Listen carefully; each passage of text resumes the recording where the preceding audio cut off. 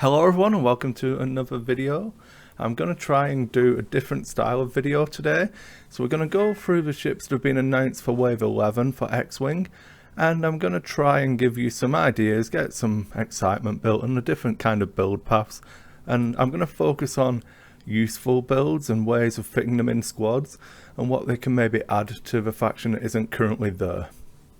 So we're going to start off with the Auzituck Gunship. I think that's how you pronounce it. We'll sure you guys will correct me soon enough.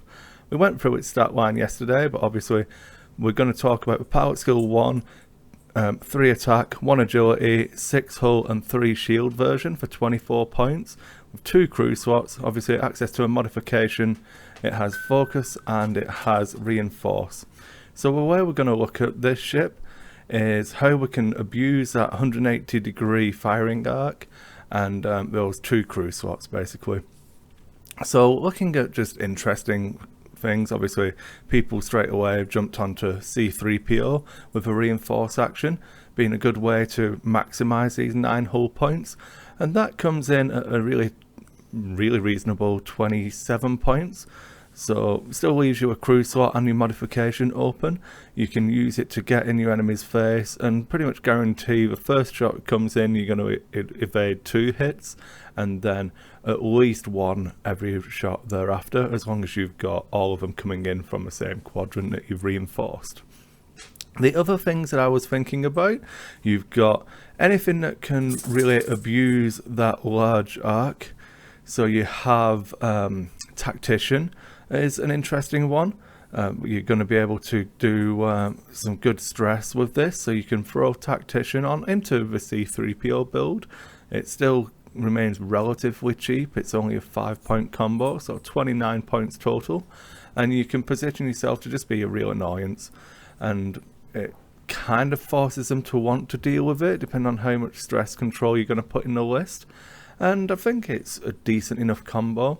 Other things that sprung to mind, all of the dogs coming downstairs today. Other things that sprang to mind were trying to do stuff like using maybe a what's the name, Janos and Jin Urso. So that, to make full use of them, you need to take advantage of experimental interface as well. So you'd be looking at Jin with experimental interface, getting a reinforce action, then focusing yourself up and using Jan to get one of those focuses to be an evade, and that package comes in at 7 points worth of upgrade, so it is 31 points, so a little bit more expensive, but it gives you a really funny combination where you get in focuses for your attack and defense potentially. If you can, you know, get 3 ships in your arc, which with a 180 degree arc shouldn't be too difficult. You can then get focus for attack, focus for defense, and have an evade token and still do your reinforce action. So it could be pretty interesting doing stuff like that. Taking Gunner could be fun as well. Having that big arc and Tactician again is an interesting way of doing different things. One thing you could look at is maybe a Sabine Wren with a Bombardier. It's a interesting combination. You then get to do some fun bomb dropping, fits into a rebel bombing style, has a good amount of hit points, a decent primary attack value, and depending on what the dial comes out like, you might be able to get into different positions that a K-Wing might not. And it just plays into that rebel bombing style. And it's a lot harder to take this thing down than it would be to take a K-Wing, potentially, depending on if you're just concentrating on slamming away. This guy can stay in the fight and be relatively tanky. So that's some different ideas. I mean, you've got trying to play maybe Hero Bolshek on it. It's another interesting combination. You open up the dial fully with Hero. You can, whatever the reds are, you'll still be able to use them, and then Bolshek to try and get in and just mess with people. And also a Bolshek Zeb crew combo, and that's me saying that Zeb could be useful on this ship. Being able to move first to a blocking position, reinforce your front, then make them bump into you, and then you've got them for Bullshack for next turn, as you can just rebump them, and then you can have mitigation from their shots on you whilst you get to open up on them.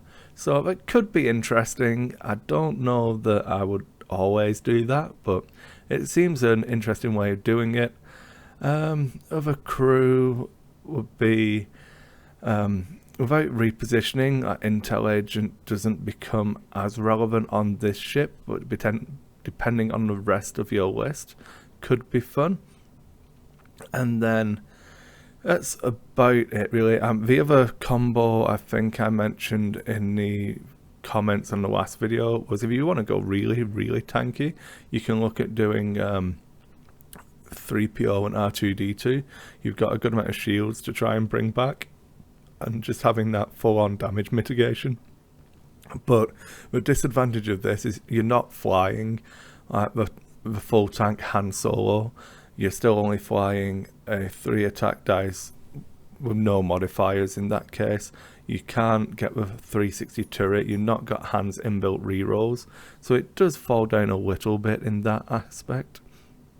And then the other good Rebel crews, Hotshot Co-Pilot is always fun, but I don't know that this, I can think of better places to put it. And then Luke Skywalker, you're not going to get value out of. But there's some good things you can do, and hopefully that's some ideas for you to look at and maybe try out. I definitely think that there's more to it than just slapping 3PO on it and reinforcing every round and trying to make it a massive tank. I think it can be a really fun, interesting support ship with different options, like having Jyn Erso on there. So yeah, give it a try. Let me know what you think. If you've thought of any other interesting builds that I've completely missed, post them in the comments and we'll talk about those. I'm probably going to do this as a 4-video series. I'll make sure I link back through to the Wave 11 announcement on this video, and then once the series is done, they'll chain all the way through.